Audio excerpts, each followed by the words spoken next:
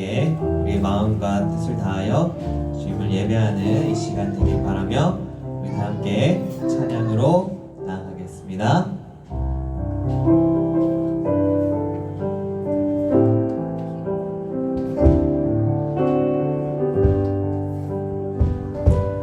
우리의 고난을 다하셔서 한 걸음도 귀하게 보신 아버지, 우리 맘 위로하시고 길을 비추시는 평강의 주 의지합니다. 우리의 필요를 다하셔서 말씀으로 역사하시는 아버지, 주의 꿈 꾸게 하시고 새 힘 더하시는 능력의 주 신뢰합니다. 우리 주 하나님 참 소망 되신 주, 진리 되시는 성령님 계시네. 나의 왕 하나님 완전하신 계획 변함없으신 주 바라보 우리의 고난을 다하셔서 우리의 고난을 다하셔서 한 걸음도 귀하게 보신 아버지, 우리 맘 위로하시고 길을 비추시는 평강의 주 의지합니다. 우리의 필요를 다하셔서 말씀으로 역사하시는 아버지, 주의 꿈 꾸게 하시고 새 힘 더하시는 능력의 주 신뢰합니다. 우리 주 하나님, 우리 주 하나님 참 소망 되신 주, 진리 되시는 성령님 계시네. 나의 왕 하나님 완전하신 계획 변함없으신 주 바라. 우리 주 하나님, 우리 주 하나님 참 소망 되신 주, 진리 되시는 성령님 계시네. 나의 왕 하나님 완전하신 계획 변함없으신 주 바. 우리 마지막으로 우리 주 하나님, 우리 주 하나님 참 소망 되신 주, 진리 되시는 성령님 계시네. 나의 왕 하나님 완전하신 계획 변함없으신 주 바라봅니다.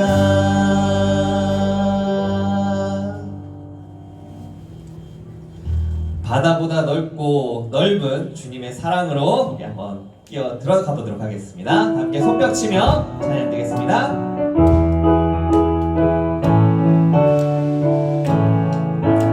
저 바다보다 더 넓고 저 산과 하늘보다 더 높은 주님의 은혜가 이곳에 가득해.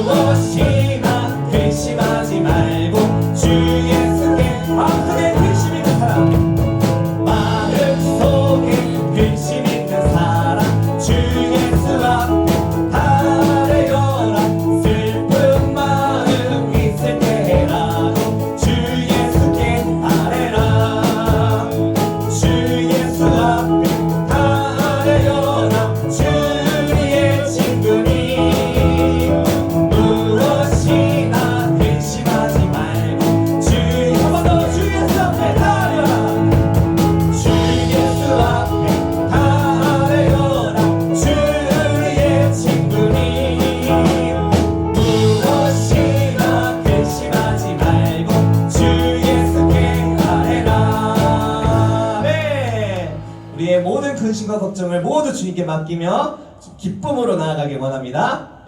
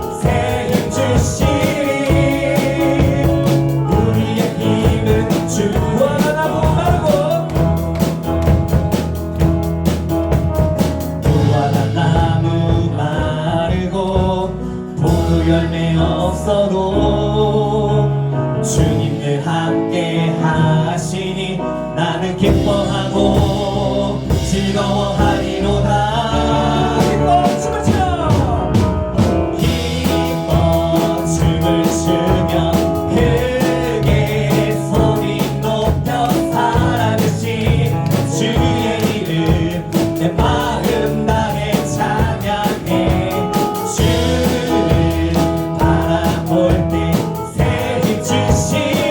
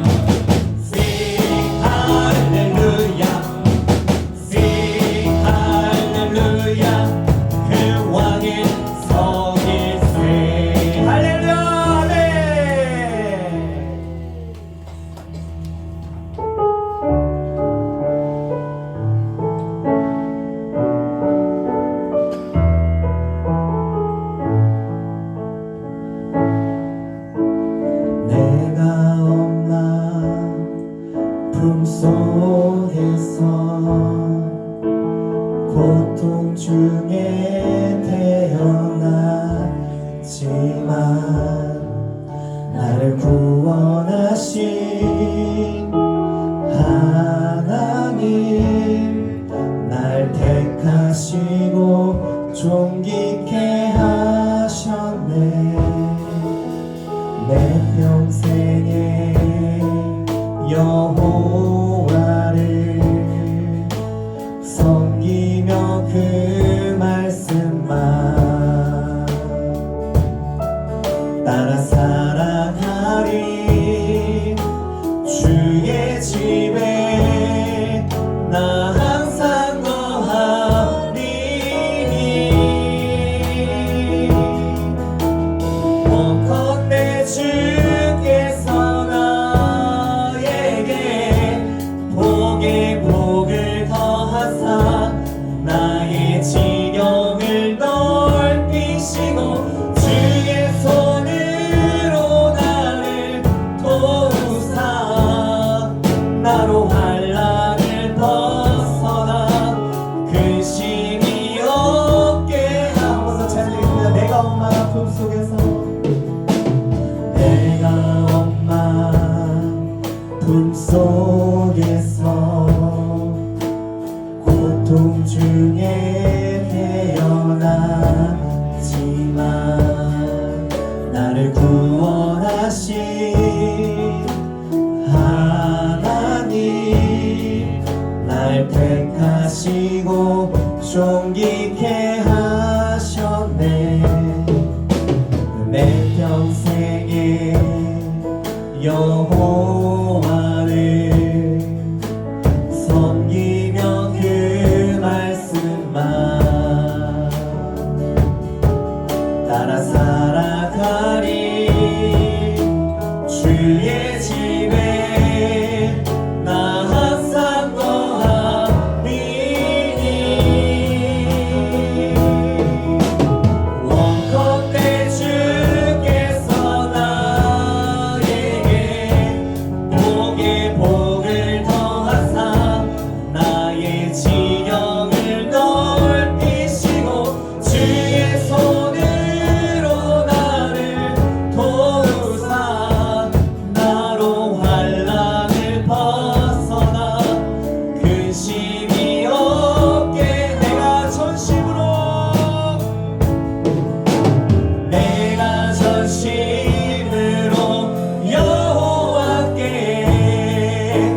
구하였더니 내 하나님께서 들으시고 내 간구하는 모든 것 허락하셨도다. 원컨대 주께서 나에게 복에 복을 더하사 나의 지경을 넓히시고 주의 손으로 나를 도우사 나로 환난을 벗어나 근심이 없게 하옵소서. 하나님 사랑, 하나님 사랑, 그 사랑 날 자유케 하네. 하나님 사랑, 그 사랑 날 회복해. 하나님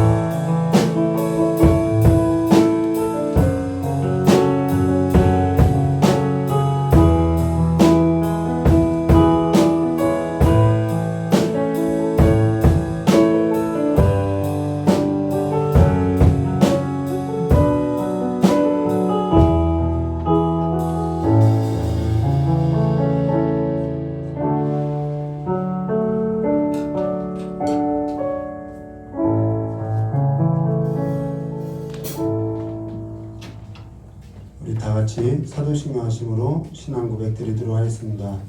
전능하사 천지를 만드신 하나님 아버지를 내가 믿사오며 그 외아들 우리 주 예수 그리스도를 믿사오니 이는 성령으로 잉태하사 동정녀 마리아에서 나시고 본디오 빌라도에게 고난을 받으사 십자가에 못 박혀 주시고 장사한 지 사흘 만에 죽은 자 가운데서 다시 살아나시며 하늘에 오르사 전능하신 하나님 우편한 자 계시다가 저리로서 산자와 죽은 자를 심판하려 오시리라. 성령을 믿사오며 거룩한 공예와 성도와 서로 통하는 것과 죄를 사하시는 것과 몸이 다해 사는 것과 영원히 사는 것을 믿사옵나이다. 아멘. 우리 찬송가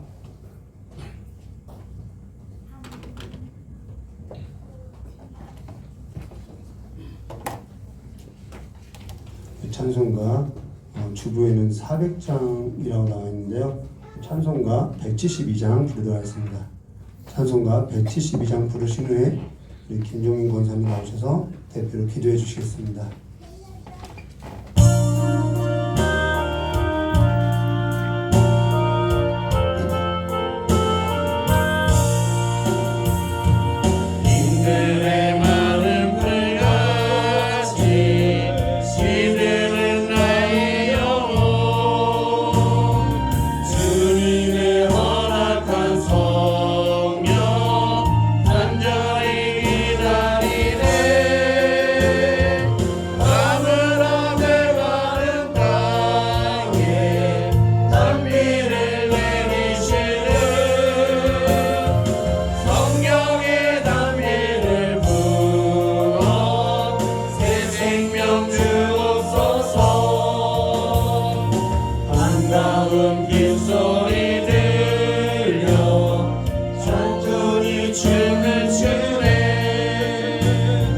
봄비로 내리는 성령 내게도 주옵소서. 가물어 메마른 땅에 단비를 내리시는 성령의 단비를 부어 새 생명 주옵소서. 절 따라 우러를 내려 조목이 무성하니 갈급한 내 심령 위에 성령을 부으소서. 가물어 메마른 땅에 단비를 내리시는 성령의 단비를 부어 새 생명 주옵소서. 참되신 사랑의 언약 어길 수 있사오랴. 오늘의 흡족한 은혜 주실 줄 믿습니다. 가물어 메마른 땅에 단비를 내리시는 성령의 단비를 부어 새 생명 주옵소서. 아멘.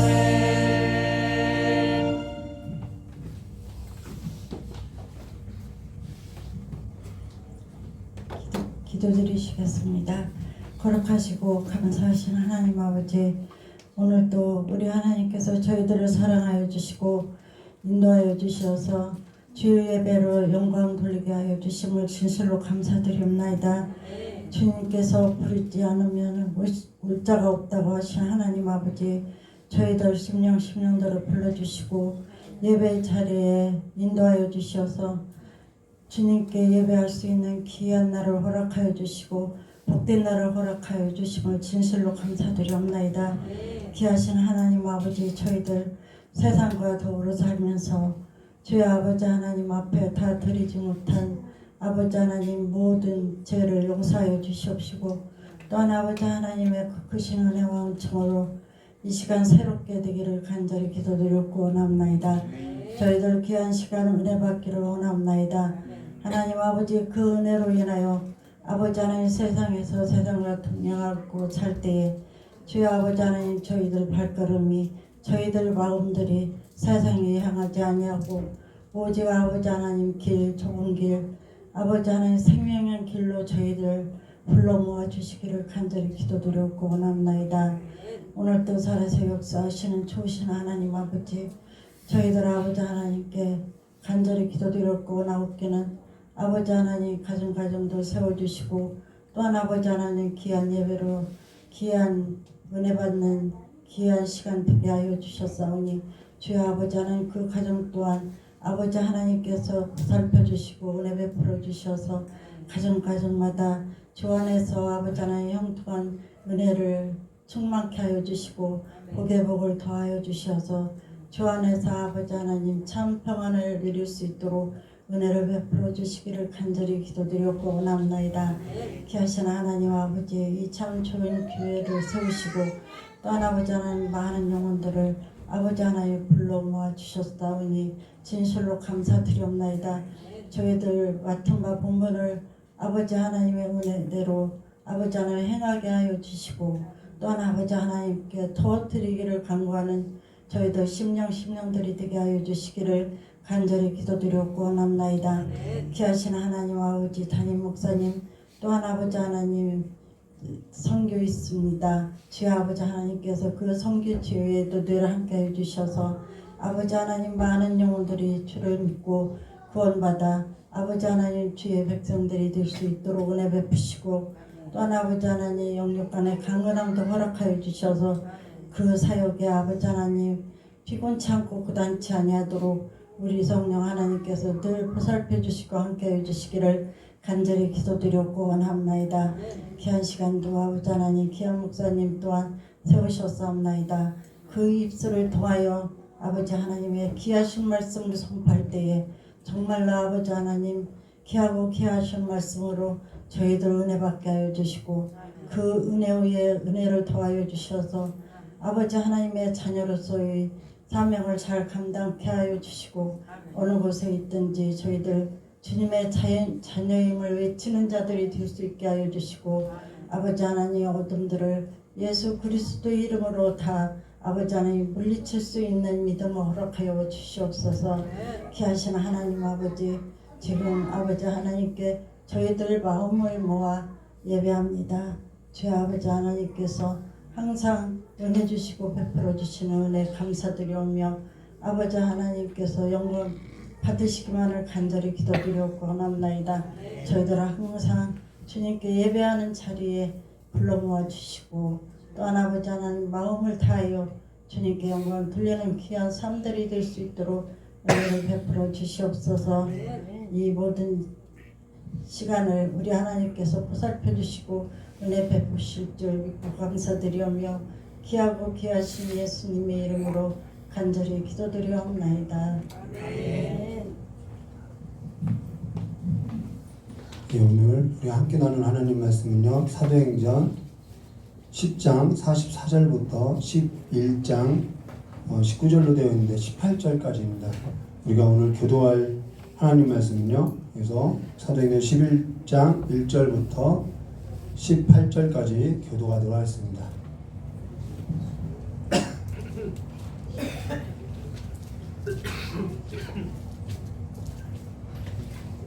사도행전 11장 1절부터 18절까지의 말씀을 우리 한 절 한 절 교도하도록 하겠습니다.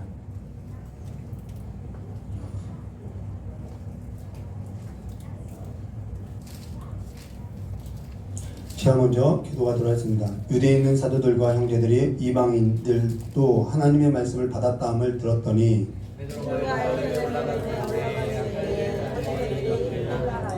가로되 내가 무할례자의 집에 들어가 함께 먹었다 하니 가로되 내가 요바성에서 기도할 때 비몽사몽간의 환상을 보니 큰 보자기 같은 그릇들이 내 귀에 베어 하늘로부터 내리워 내 앞에까지 들이었거늘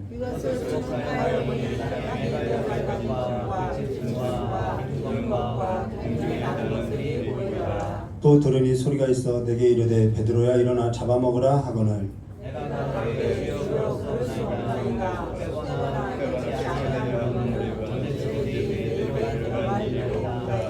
또 하늘로부터 두 번째 소리가 있어 내게 대답하되 하나님이 깨끗하게 하신 것을 내가 속다 하지 말라 하더라.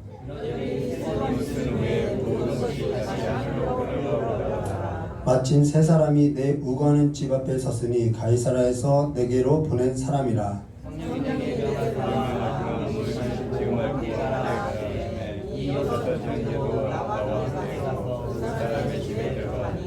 그가 우리에게 말하기를 천사가 내 집에 서서 말하되 내가 사람을 요바에 보내어 베드로라 하는 시몬을 청하라. 그가 너와 내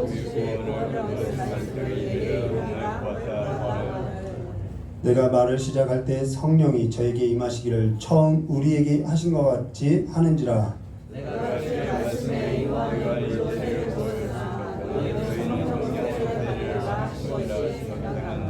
그런즉 하나님이 우리가 주 예수 그리스도를 믿을 때 주신 것과 같은 선물을 저에게도 주셨으니 내가 누구간데 하나님을 능히 맡겠느냐 하더라. 함께 하겠습니다. 저희가 이 말을 듣고 잠잠하여 하나님께 영광을 돌려 가로되 그러면 하나님께서 이방인에게도 생명 얻게 하는 회개를 주셨도다 하니라. 아멘. 우리 잠깐 기도하도록 하겠습니다.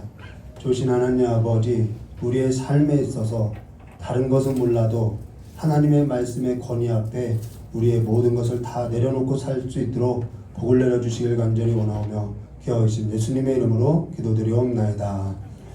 오늘 사도행전 10장 44절부터 11장 19절까지, 18절까지 우리가 함께 교독했던 말씀까지 우리가 나눌 건데요. 이방인에게도 생명 얻는 회개를 주셨도다라는 제목을 함께 나눌 건데요. 우리 요즘 와서 깨달은 건데 인생에 있어서 가장 중요한 것이 뭘까? 여러 가지가 있겠죠. 근데 요즘 깨달은 것은 하나님의 말씀의 권위 아래 내 삶을 내려놓는 것이 가장 복된 삶이라는 것을 깨닫게 됐다는 것입니다. 그냥 말씀이 그렇다고 하면은 그렇다고 인정하고 사는 것. 그냥 하나님이 그렇다고 하면은 그냥 그렇다고 인정하고 사는 것. 하나님이 깨끗하다고 하면은 깨끗하다고 인정하고 살아가는 것. 그 말씀의 권위 아래 순복되어지는 삶이 가장 복된 삶이더라는 거예요.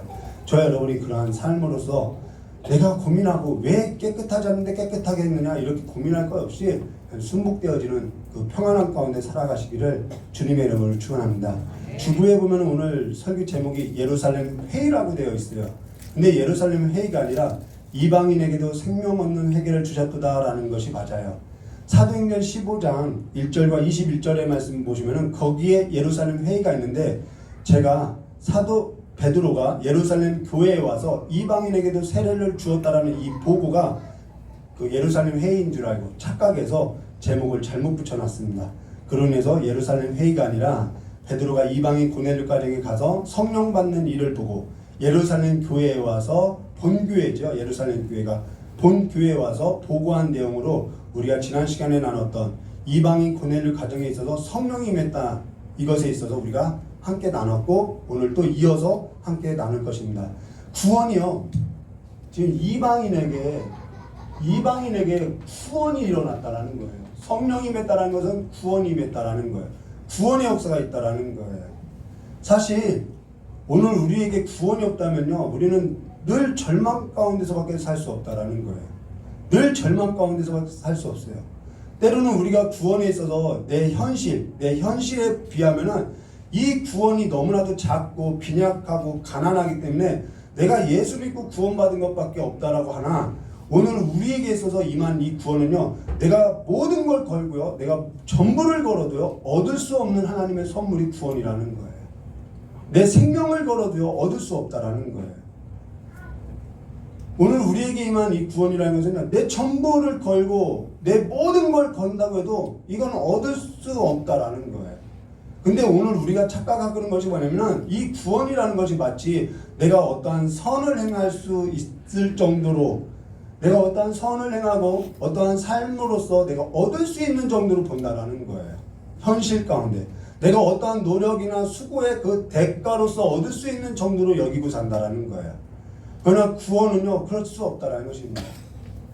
구원은요 전부를 주고도요 얻을 수 없는 것이 구원이라는 거예요. 하나님의 선물이라는 것이죠. 내 목숨을 갖다 드려도 얻을 수 없는 것이 구원이라는 거예요. 그와 같다라는 것입니다. 그러고 사실 저와 여러분이 내 목숨, 내 생명을 내어줄 수 있는 실력이나 저는 못 내어주거든요. 제 목숨이 아깝거든요. 그래서 저는 못 내어줘요. 내 목숨이나 그렇게 내어줄 수 있는 실력이나 능력이나 어떠한 자격 조건이나 어떠한 뭔가 갖춰져 있냐? 갖춰져 있었다고 해도 이걸 못 얻는다라는 거예요. 그런데 우리는 그 구원이 내 현실 가운데서는 너무나도 가난하고 빈약하다라는 거예요. 그런 구원을 하나님의 은혜로 얻고도 오늘 우리의 현실 속에서는 구원에 있어서 너무나도 가난하고 내가 이 구원밖에 얻은 것이 없나? 라고 하면서 우리는 믿음으로서 삶을 지내지 못하고 있다는 거예요. 믿음 가운데 살지 못하고 있다는 거예요. 내 삶 가운데 사망에서 생명으로 옮겨진 이 삶의 크기가 너무나도 작다라는 것이죠. 그러니까 신앙에 있어서도 잘 뿌리를 내리지 못하고요. 흔들릴 수밖에 없다라는 것입니다. 내 현실을 보고 내 현실이 더 크거든요. 하나님이 사망에서 생명으로 옮겨준 이 구원보다 내 현실을 내가 크게 보기 때문에 우리는 흔들리고요. 세상의 가치 가운데서 미혹될 수밖에 없다라는 거예요. 구원이 너무나도 가냘퍼요. 오늘 우리에게 허락된 이 구원의 감격이 충만할 때 우리 삶도 점점 충만해진다라는 것입니다. 오늘 이방인 고넬료 가정에 임한 이 구원의 역사가 전 세계 역사 가운데서 가장 중요한 사건으로 보고 있는데 오늘 우리에게 임한 구원도 우리의 인생 가운데 가장 중요한 사건이었고 가장 중요한 순간이었음을 알아야 한다는 것이죠. 그러면 44절부터 우리 48절까지의 말씀 볼까요? 베드로가 이 말을 할 때 성령이 여러분 역사 가운데 이방인이 구원받았던 적이 없다라는 거예요. 성령이 말씀 듣는 모든 사람에게 내려오시니 베드로와 함께 온 할례 받은 신자들이 이방인에게도 성령 부어주심을 인하여 놀랐다라는 거예요. 이는 방언을 말하고 하나님을 높임을 들음이더라. 이에 베드로가 가로되 이 사람이 우리와 같은 성령을 받았으니 누가 등이 물로 세례 줌을 그 말이요. 성령이 임한 걸 보고 그들에게도 물로 세례를 줬다라는 것입니다. 명하여 48절이요. 명하여 예수 그리스도의 이름으로 세례를 주라 하니라. 저희가 베드로에게 수일 더 유하기를 청하니라 라고 하면서 이들이 성령을 받았다라는 거예요. 그러고 나서 누가 이 일에서도 물로 세례를 주는 것을 금할까? 라고 하면서 예수의 이름으로 세례를 주면서 그들과 함께 더 며칠을 더 유예했다라는 것이죠. 근데 이 일이 점점 소문이 나기 시작했다라는 것입니다. 이방인에게도 구원이 있대, 하나님의 말씀을 받았대, 이방인들이 성령을 받았대, 이 소문이 점점 퍼진 거예요. 그래서 오늘 우리가 함께 나눌 사도행전 11장 1절 말씀 보시면요. 유대에 있는 사도들과 형제들이 이방인에게도 하나님의 말씀을 받았다함을 듣게 됐던 거죠. 예루살렘 교회에 이것이 듣게 됐다라는 거예요. 이때는 아직 베드로가 머물고 있을 동안이죠. 그래서 여기 베드로가 머물고 있는 동안에 유대 예루살렘에도 이방인들도 하나님의 말씀을 받았다는 그 소문이 퍼졌다는 것입니다. 근데 그 마침 소문이 들릴 때 베드로가 이제는 이방인 고넬료 가정에서 어디로 오냐면은 예루살렘으로 다시 돌아온다라는 거예요. 예루살렘 교회로 다시 돌아왔다라는 거예요. 지금 예루살렘 교회에 이러한 소문이 들리고 이러한 문제거리가 있다는 걸 모르고 오게 된 것이죠.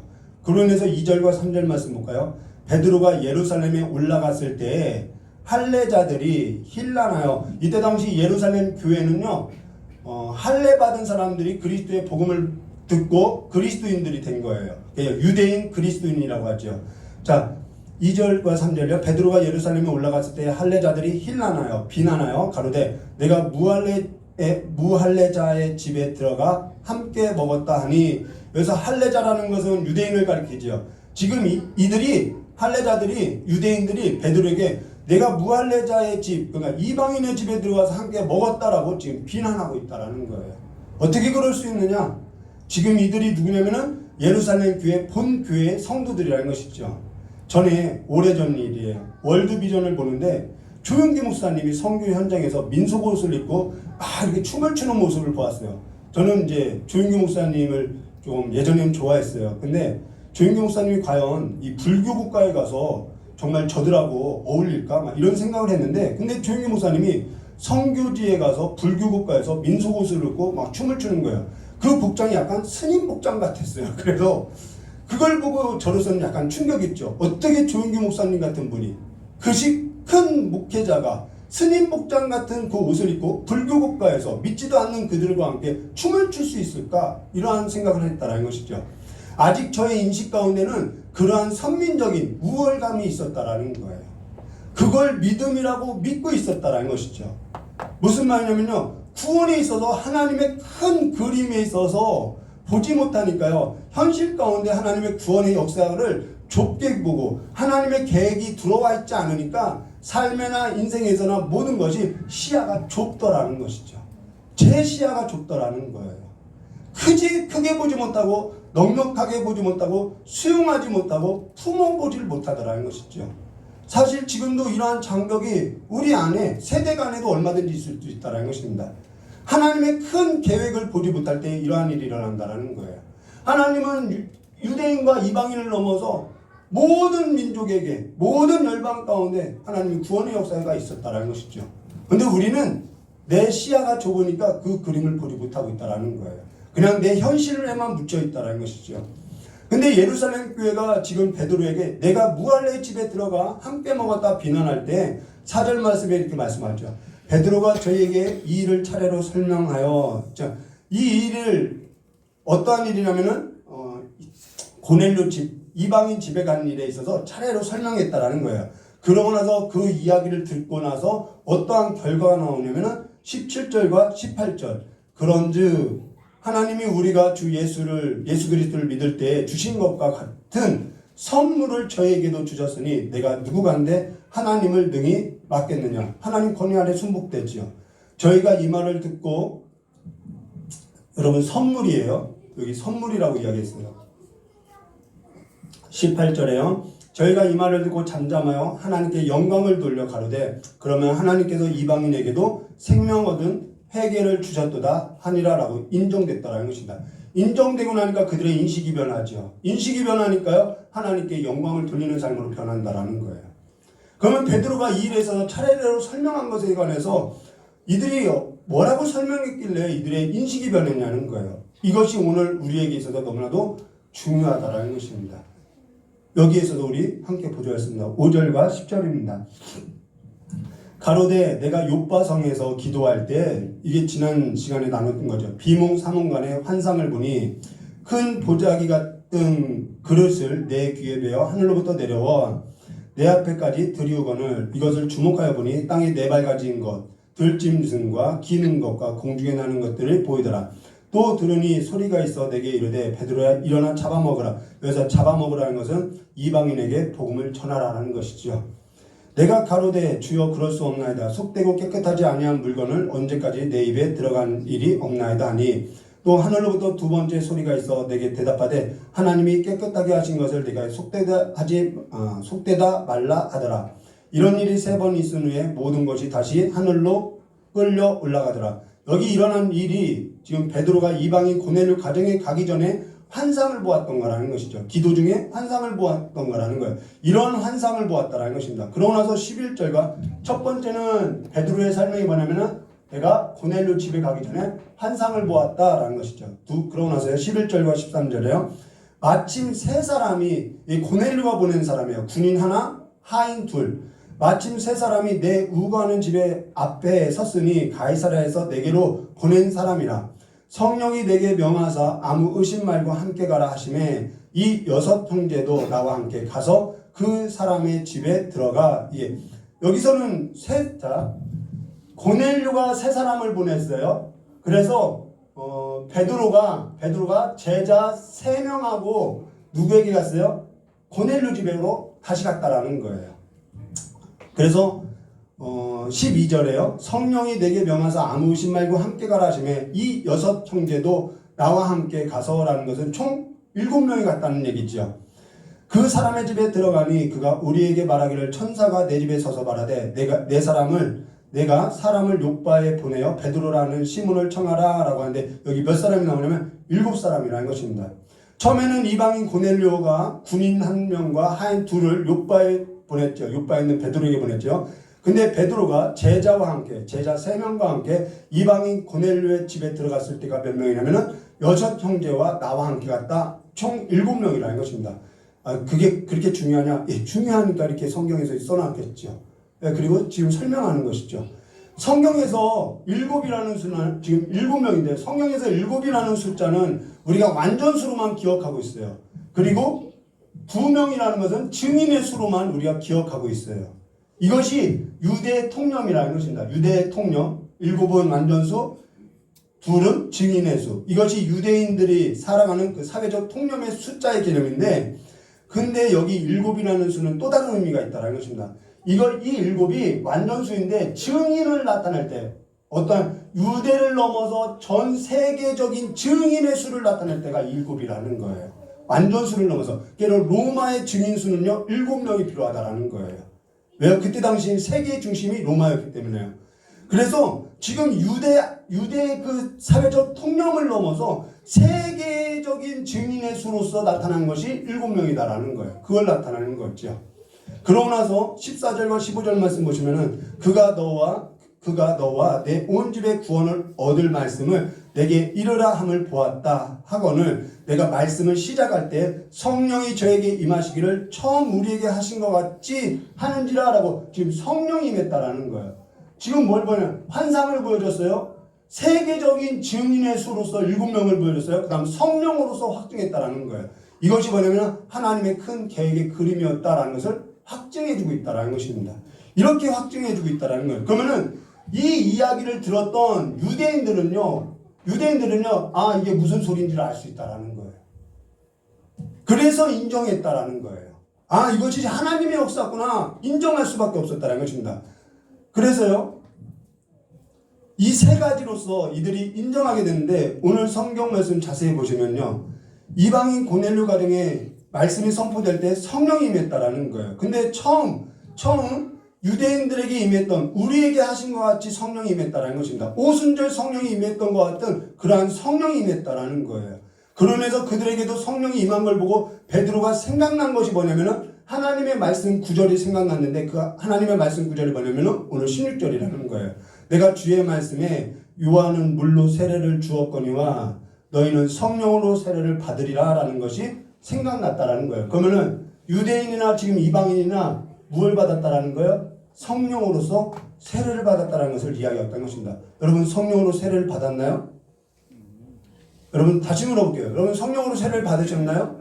네. 예. 오늘 저 여러분이 성령을 받았다는 확신이 있나요? 네. 증거가 있나요? 사실 저는 오래전에 성령 받으라 불로 해서 내가 성령을 받았나?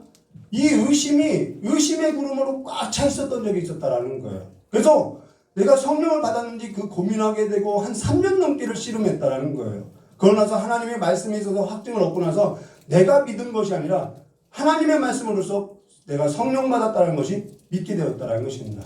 말씀과의 씨름이 있었다는 거예요. 의심의 구름이 가려울 때 그 세월을 허비하지 않고 말씀과 씨름했다는 것입니다. 구원에 있어서 우리의 삶이 빈약할 때, 흔들릴 때 세월을 허비하지 마시고요. 말씀과 기도와 간구로서 씨름해야 한다는 거예요. 그 구원이 풍성해지기를, 하나님의 말씀이 풍성해지기를, 그래서 내 삶이 견고하여지기를 믿음에 서기 위해서 우리는 씨름해야 한다는 것이죠. 왜 우리는 계속 그 의심의 구름을, 아니면은 그냥 이렇게 현실에서 왜 이렇게 버리고 사냐는 것이죠. 성령 세례가 뭔가요? 내가 성령 받았어요. 그럼 성령 세례가 뭔가요? 몰라요. 너무 빈약하다라는 거예요.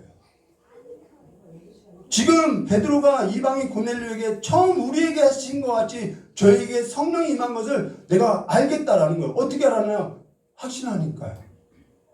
저 사람들이 성령 받은 걸 어떻게 하냐? 내가 받아봤기 때문에 안다라는 것이죠. 내가 모르면은 저 사람 성령 받은 거 모른다라는 거예요. 성령 세례가 뭔지 내가 모르면은 저 사람 성령 세례 받았는지 모른다라는 거예요. 지금 하나님의 말씀인데 하나님의 말씀이 지금 생각났다라는 거예요. 그 말씀이 뭐냐면 주의 말씀에 요한은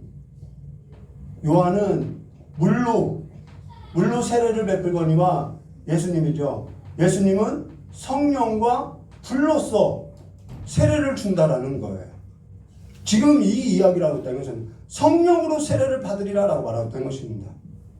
그러면 오늘 저 여러분이 여기 베드로가 한 설명에 있어서 인용된 이 성경 구절이 알아야만 우리가 알 수 있는 거죠. 말씀으로써 우리가 확증을 받아야 하는 것이죠. 마태복음 3장 11절 말씀 보시면은 나는 너희로 회개케 하기 위하여 물로 세례라는 것은 씻어준다는 거예요. 물로 세례를 주거니와 내 뒤에 오시는 이는 나보다 능력이 많으시니 나는 그의 신을 들기도 감당치 못하여 그는 성령과 불로써 너에게 세례를 주실 것이다. 이게 예수님이 주신 세례라는 거예요. 요한의 세례는 물로써 씻어주는, 물로써 이렇게 찍어서 씻어주는 물 세례라는 거예요. 물 세례라는 것은 뭐냐면 요한이 천국 복음을 전하죠. 회개하라, 천국이 가까이 왔다. 물 세례라는 말은 회개를 촉구하는 세례라는 거예요. 당대 유대 사람들은요, 자신들이 죄인이라고 생각지 않았어요. 자신들은 아브라함의 자손이라고 선민으로서 꽉 찼었어요. 그래서 자신들은 물로서 세례받지 않아도, 물로서 씻지 않아도 된다라고 믿고 살았다라는 거예요. 그로 인해서 물 세례를 준 것은 에스겔파인데, 그 에스겔파 사람들도 다른 사람에게 물 세례를 준 것이 아니라 자기 자신을 정결케 하기 위한 예식으로서, 의식으로서 세례를 하겠다라는 것입니다.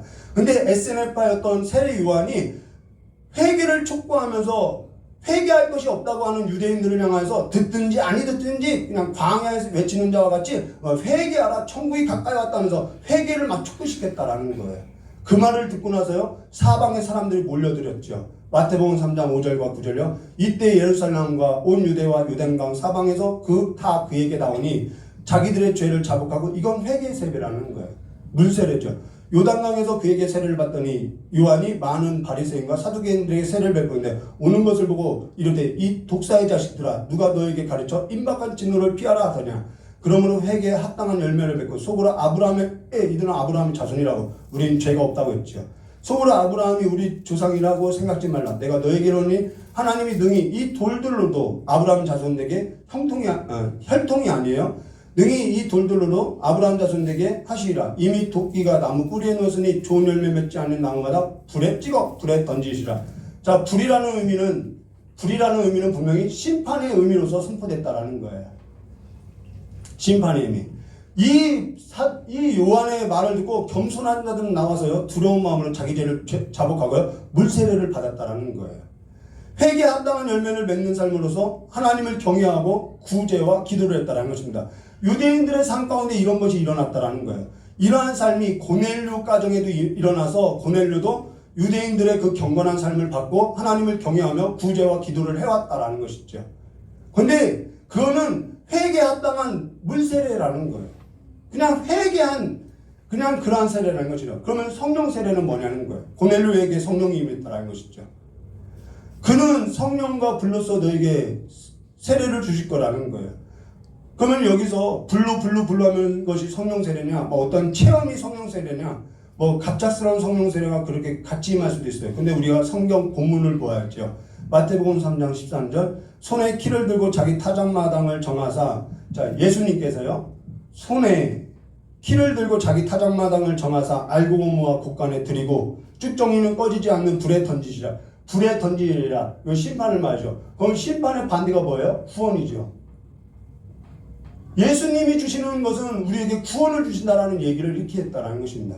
성령이 뭐냐면은 구원을 상징한다라는 거예요. 성령이 상징하는 것이 뭐냐면 구원이고 불이 상징하는 것이 심판이었다는 것이에요. 예수님께서 주신 세례라는 것은 성령과 불 세례를 말하는데 예수님께서는 구원과 심판의 권세를 가지고 어떤 이들에게는 구원을 주고 어떤 이들에게는 심판을 주겠다는 거예요. 그러면 오늘 저와 여러분이 성령으로 세례를 받았다는 증거는, 내가 구원받았다는 증거는 뭐냐면 내가 세례받았어 그것이 아니라 성령으로서 세례를 받았다는 것이 뭐냐면 내가 심판에서 구원으로 옮겨졌다는 거예요. 구원받았다라는 거예요. 성령으로 세례를 받았다는 구원받았다라는 것입니다. 그러면 내가 구원받았다라는 증거가 뭐냐는 거예요. 내가 성령 세례를 받았다는 증거가 뭐냐? 고린도전서 12장 1절과 3절에 나오죠. 얼마나 씨름했는지 왜 이 말씀을 붙들어서 쟤도 자유케 됐다라는 것입니다.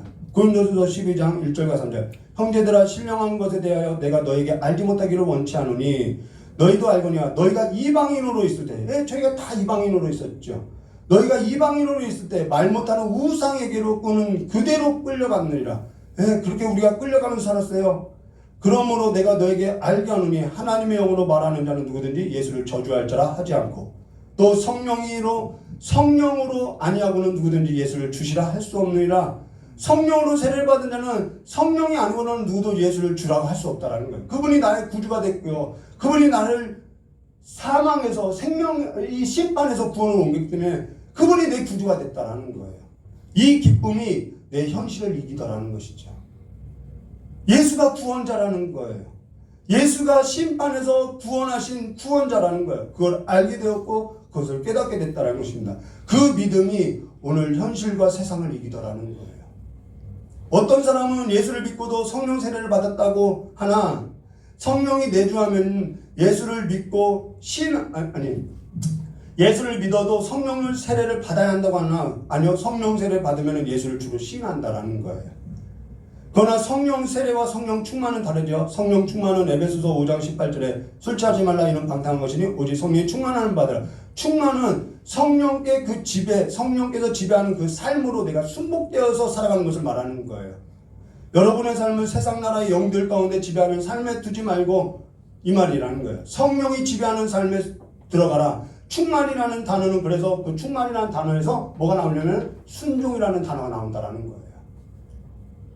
여기 사도행전 그러면 11장 16절 말씀 볼까요? 내가 주의 말씀이 유하는 물로 세례를 주었거니와 너희는 성령으로 이 단어를 잘 볼게요. 성령으로 세례를 받으리라 하신 것이 생각나느라. 여기서 너희는 성령으로 세례를 받으리라라는 것은 충만이 아니라 성령으로 세례를 받았다라는 거예요. 성령에 의해서 성령으로 세례를 받으면은 우리가 어떻게 되냐면은 예수를 우리가 주로서 고백하죠. 성령으로 세례를 받으면요. 그래서 고린도전서 12장 13절에 이렇게 말씀하셨어요.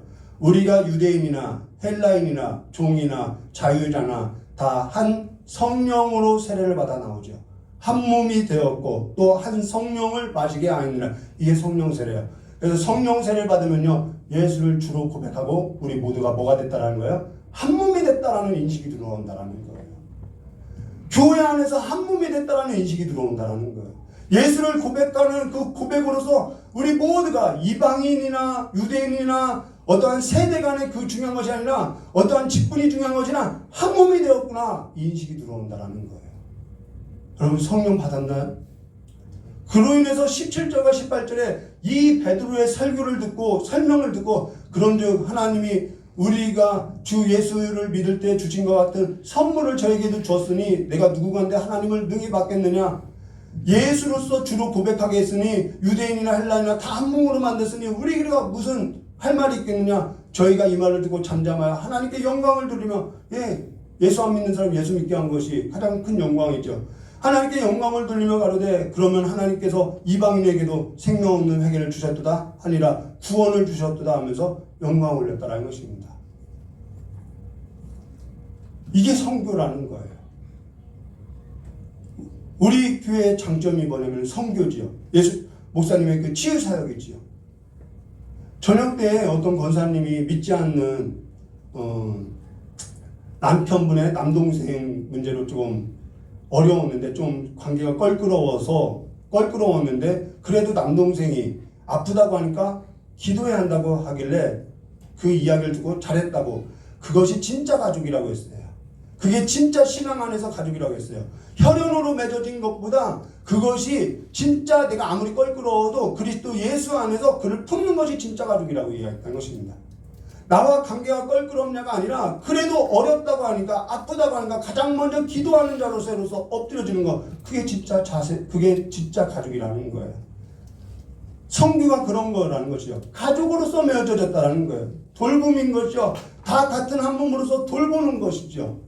성령으로 세례를 받은 것은 예수를 주로 시인하며 예수 안으로 내가 밀어넣어진 삶으로서 한 몸이 된 것으로서 이제 내 몸이 아니라 예수 그리스도를 머리를 둔 모든 자가 한 몸으로서 다 같은 지체로서 즐거워할 일에 있어서 함께 즐거워하고요. 돌볼 일에 있어서 함께 돌보아야 한다는 거예요. 오늘날 이 교회가 많은 장점이 있어요. 목사님의 치유 은사, 선교, 비전 다 좋아요. 근데 교회 안에 이러한 돌봄도 있어야 한다는 것입니다. 주일학교 돌봐야 돼요. 노년의 그 영성에 있어서 돌봐줘야 돼요. 그래서 교회가 든든하게 세워져 가야 돼요. 누구의 몸으로서요? 그리스도의 한 몸으로서요. 그게 성령 받은 자의 삶이라는 거예요. 그래서 그 안에서 염려와 근심과 그런 것이 아니라 내 마음 가운데 성령으로서 열매 맺는 아름다운 열매들이 풍성해져야 한다는 것입니다. 그것이 일로서, 돌봄으로서, 격려로서 나타난다는 것이죠. 오늘 그 교회가 그리스도의 몸으로서, 이 참조연 교회가 그리스도의 몸으로서 든든히 세워져 가시기를, 그 기쁨으로 충만하여 주시기를, 그 기쁨을 함께 누려가시기를 주님의 이름으로 축원합니다. 이것이 세워지는 기쁨이 있어야 한다는 것입니다. 그리고 기쁨이 사라진 어떠한 나약한 성도가 있으면 돌봐줘야 한다는 거예요. 그 마음을 함께 하시기를 주님의 이름으로 축원합니다. 세대 간에도 좋은 것 있으면 나누고 그리스도의 몸으로서 세워가시기를 주님의 이름으로 축원합니다. 다 기도하도록 하겠습니다. 좋으신 하나님 아버지, 우리 교회 참 좋은 게 하나님께서 그리스도의 핏값으로서 사고 또 주의 성령을 보내사 다 한 성령으로 마시게 하시고, 그래서 예수를 주로 고백하는 자들로서 아버지 어린아이서부터 노년에 이르기까지 함께 한 공동체로서 그리스도의 몸으로서 온전히 세우고자 하니 아버지 어떠한 사람도 탈락되는 사람 없이 들러 떠내려가는 사람 없이 그리스도의 몸으로서 아름다운 모습으로서 하나님의 형상으로서 하나님의 본체로서 온전히 세워지게 해주시길 간절히 원하오며, 그 삶으로서 아버지여 우리 주변으로서 또한 우리 주변을 넘어서 해외까지도 하나님의 모습으로서 성교로서 선포되어질 수 있도록 복을 내려주시길 간절히 원하오며 기하오신 예수님의 이름으로 기도드리옵나이다. 우리 복음성가 기대라는 기대 1387인가요? 기대 맞나요? 예, 1387. 별로 놀랄 일이 아닌데 미리 사전에 좀 검색하고 왔어요. 놀랄 일이 아니에요. 찬양으로 기도하도록 하겠습니다.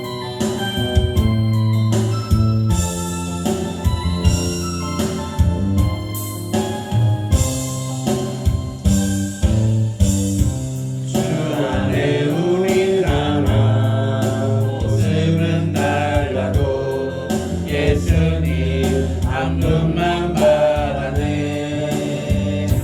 사랑과 선행으로 서로를 격려해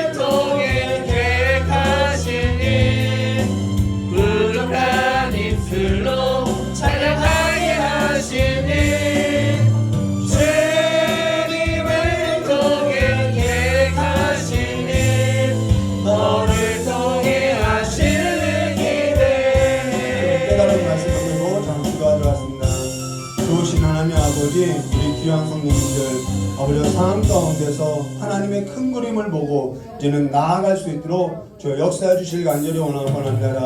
형제와 자매에 있어서 비난하는 것이 아니라 힐난하는 것이 아니라 하나님의 큰 그림을 아버지 그들의 삶 가운데 비추어 주심으로 말미암아 이제는 모두가 다 그리스도 예수 안에서 한 몸으로서 세워져가는 지체임을 보게 해주시었고 이제는 서로에 있어서 아껴주고 위로하고 일으켜주는 아버지와 살리는 아버지의 생명 없는 삶으로서 일으켜지게 해주실 간절히 원하곤 합니다. 우리의 부정한 입술 우리의 부패한 마음을 이 시간에 씻어주시고 이제는 내가 예수 그리스도로 말미암아 구원하신 그 하나님의 큰 구원을 보고 아버지와 누군가에게도 하나님의 그 사랑 하나님의 그 신실하심 하나님의 크신 계획을 아버지 나를 통하여서 아버지 나타나는 아버지 삶이 될 수 있도록 역사해 주실 간절히 원하곤 합니다. 아버지 이 시간에도 하나님 앞에서 아버지 아픔을 갖고 아버지 교회를 떠나고 이 공동체를 떠나 있는 아버지의 자녀들이 있사오니 그들의 삶 가운데도 하나님의 위로와 격려와 아버지 그들의 삶 가운데도 하나님의 만져주심이 다시 한번 그들을 아버지의 품 안으로 교회가 아니라 이 공동체가 아니라 하나님의 그 따뜻한 품 안으로 돌아올 수 있도록 주님께 품어주시고 인도하시고 우리의 삶이 아버지 이 예루살렘에 할례받은 자와 같이 아버지 비난하고 힐난하고 아버지여 탕자의 그 형이 되었던 그와 같이 비난하는 것이 아니라 아버지의 마음을 품고 아버지의 사랑을 품고 살아가는 삶이 될 수 있도록 역사해 주시길 간절히 원하오며 이제는 우리의 옛 모습이 아니라 그리스도 예수 안에서 살아가는 새 모습으로서 살아갈 수 있도록 주님께서 복을 내려주시길 간절히 원하오며 기도하신 예수님의 이름으로 기도드려옵나이다. 참으로 좋으신 하나님 아버지 집을 나간 자녀를 걱정하는 그 아버지의 마음을 몰랐던 아버지여 자녀와 같은 삶이 아니라 아버지의 마음과 같이 한 마음으로서 살아갈 수 있도록 이 시간에 아버지의 영 성령을 보내주셔서 우리의 마음이 정결하여지고 정직하여져서 하나님 앞에 아버지여 하나님을 잃어버린 자녀들을 품을 수 있도록 저 역사해 주시었고 하나 되게 해 주시었고 다시 한번 교회가 그리스도의 몸으로서 예수를 머리를 두고 한 지체로서 자라날 수 있도록 성장할 수 있도록 우리를 새롭게 해주시었고 변화시켜 주시고 다시 한번 우리가 하나님의 큰 영광 가운데 하나님의 임재 가운데 살아가는 삶이 될 수 있도록 복을 허락해 주실 간절히 원하곤 합니다. 이 시간에 많은 상처들 많은 아픔들 다 옛날 일 그 모든 것을 다 씻어 주시었고 다시 한번 하나님의 나라 안에서 하나님의 그 꿈을 꾸고 일어설 수 있도록 주님의 그 전능자의 손으로서 붙들어 주시길 간절히 원하오며 기도하신 예수님의 이름으로 기도드리옵나이다. 이제는 우리 주 예수 그리스도의 사랑과 하나님 아버지의 넓고 풍성하신 은혜와 성령 하나님의 내주감과 감동 교통하심의 역사가 오늘 아버지 앞에서 아버지의 말씀을 듣고 살고자 하는 우리 귀한 거룩한 성도들의 모든 머리에와 또한 아버지를 섬기다가 상처를 받고 떠난 우리 귀한 성도들의 모든 자리와 이 자리에 참석하지 못한 우리 귀한 성도들의 모든 자리와 가정과 일터와 또한 선교지 위에 영원히 함께 있을지어다.